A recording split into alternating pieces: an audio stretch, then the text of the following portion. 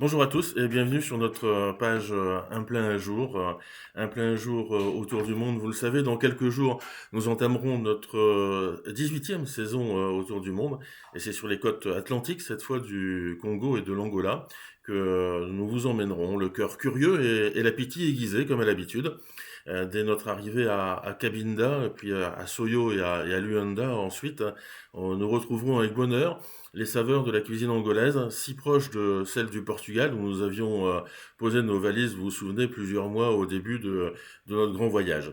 Alors l'Angola va nous offrir à chaque repas un véritable voyage sensoriel, car ici la cuisine est à l'image du pays, métissée, chaleureuse et vivante. Nous découvrirons une mosaïque de goûts, de parfums et d'héritage, où se mêleront les traditions africaines, les influences aussi portugaises et les touches brésiliennes issus de siècles de brassage culturel.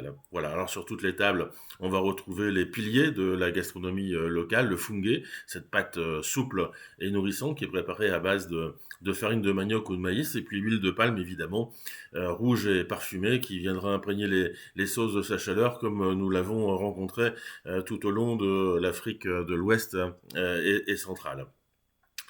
Le funge, qui est gris clair dans le nord, un peu plus jaune dans le sud, accompagnera les poissons grillés, les ragoûts de viande, les sauces aux légumes, toujours avec générosité.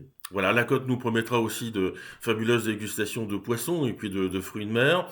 Le mérou, qui est le roi des rivages atlantiques, se déclinera en riz parfumé, en brochettes marinées, en cuisson au four ou simplement grillé entier. On l'espère aussi peut-être cru, si toutefois les conditions sanitaires nous le permettent. Alors on savourera aussi des plats plus rustiques comme le calulu de poisson séché avec des feuilles de manioc, ou encore le moqueca de Pexe, qui est hérité du Brésil, préparé au lait de coco, coriandre et huile de palme. C'est sûr que ça fera notre régal. On partira un peu à l'intérieur des terres pour les chutes de Cabinda notamment, et là on dégustera probablement le cabrito rôti, le chevreau doré à la peau croustillante, qui nous rappellera peut-être ce que l'on a vécu en Croatie. Ça fera partie certainement de nos moments gourmands que nous attendons avec impatience. Voilà. Bien sûr, la viande séchée commence à faire son apparition ici en Angola, et on aura plus l'habitude de la rencontrer plus au sud, en Afrique australe.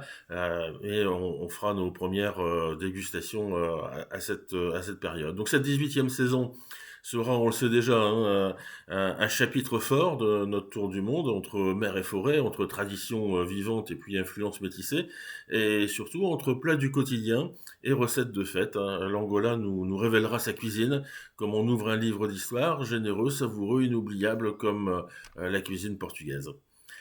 À très bientôt en photo sur place.